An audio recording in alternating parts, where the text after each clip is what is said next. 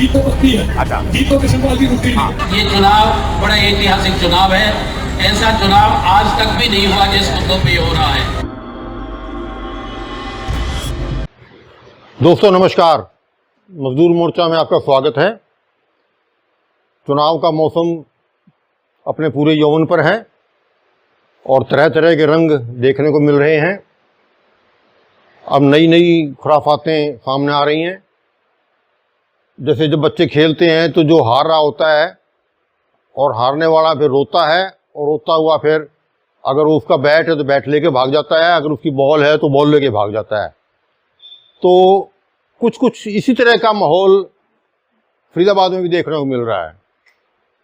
अब 10 साल जो मंत्री रह लिया चौधरी कृष्णपाल जी गुजर, लोग तो करप्शन पाल कह रहे हैं, चलो मैं तो कृष्णपाल ही कहूँगा, कोई बात नहीं, जो भी है बेचारा है। तो अब पूरी तरह से दिखाई दे रहा है कि हार तो निश्चित है। मामला जमानत के ऊपर भी आया हुआ है।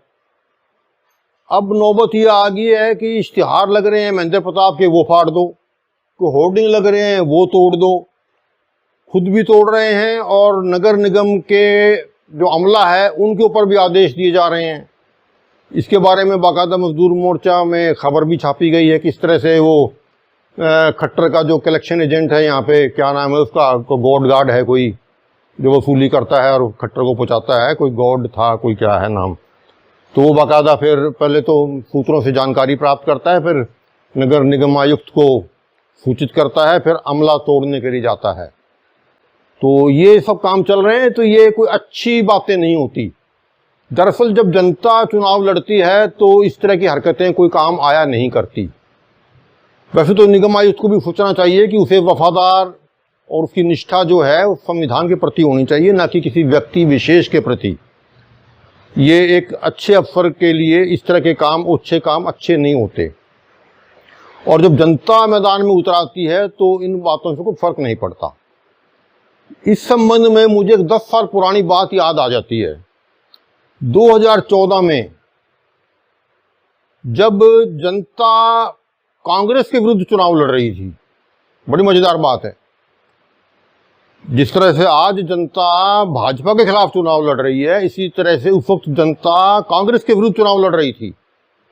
2 नंबर के शिवालय से मैं निकल रहा था तो किसी का को चौथा उठाला करके मैं भी आया हुआ था, तो बाहर निकला। तो उस वक्त ये अक्टूबर की बात है, विधानसभा चुनाव चल रहे थे। तो सीमा त्रिखा जी मुझे बाहर बाई चांस मिल गई और बोली, भैया देखो ये क्या हो रहा है, मेरे सारे बैनर तोड़ दिए, मेरे फाड़ दिए, पोस्टर फाड़ रहे हैं, ये चंद्र भाटिया ने गुंडागर्दी मचा रखी है। और बड़ी रुआसी सी होके बोली।